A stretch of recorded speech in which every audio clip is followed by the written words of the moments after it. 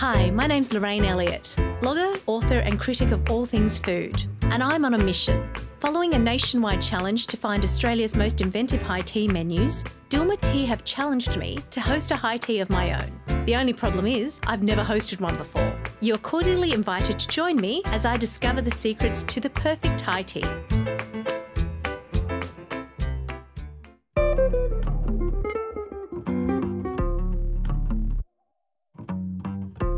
A successful high tea is all about good friends, good food and good tea. And while I've pretty much got the first one covered, for the others I may need a bit of advice to get me over the line. So how does one go about preparing a high tea menu?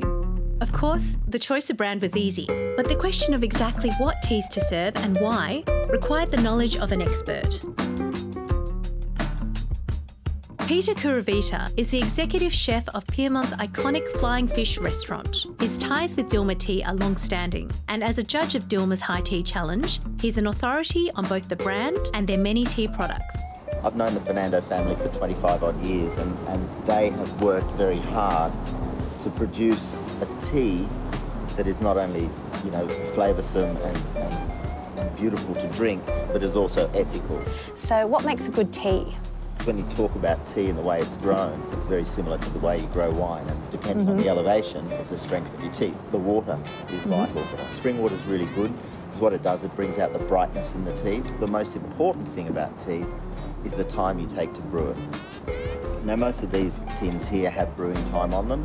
You can go a little bit further, but never less. The reason for that is that, you know, unless you brew them for the correct amount of time, you're not really, all you're having is a cup of hot water with a bit of flavour. But to release the antioxidants and all these things that are so good for you in tea, you have to brew it for the correct time. So what's a tea tasting process? Tea tasting process is quite noisy, actually. Is it? Okay, give me this is what you do. One of the characteristics of tea is very much like tannin. Okay. It's actually called a polyphenol, and it's the same sort of thing. It's the flavour. And what you do is you put it in your mouth, put it here. Thank you. And what will happen is it'll go all the way around your... After a good chat with Peter about tea, I left Flying Fish feeling a lot more confident. But of course, no high tea is ever complete without cake.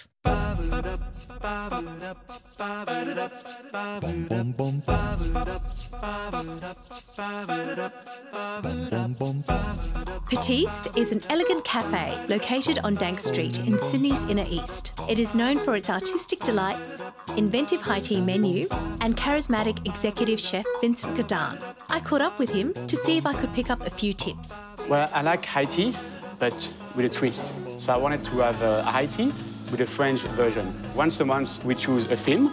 Yep. So it could be floral, flowers. Yes. We did a native Australian. Yeah. We had crocodile sandwiches. Of course, chocolate. You have to have chocolate in everything? It's by law. That's a good, by law, Oh, okay. Yeah. Vincent's law? Oh, yeah. And then, of course, it's a playground. So they're very colourful and they're all different flavours? That's it. This, we do have a lovely violet, macarons, pistachio. You can't go wrong. Well, do you like pistachio? Yes. Okay. Thank you. You have to tell me straight away. So remember, macarons, crunchy outside and soft in the middle. So I'm going to host my own high tea soon. So what tips do you have for me? Go with the flow. Chefs work with the color. For example, if you come to spring, they try to look around in nature and bring the color from nature to their cakes. You're a creative person, Lorraine. Put your creativity out there. Basically, put your passion and your heart into your food. As the sun set on my afternoon with Vincent, it became clear to me that the key to any successful high tea menu is simplicity. And as much as these things are important, they should never get in the way of good conversation. So, Lorraine, what do we do?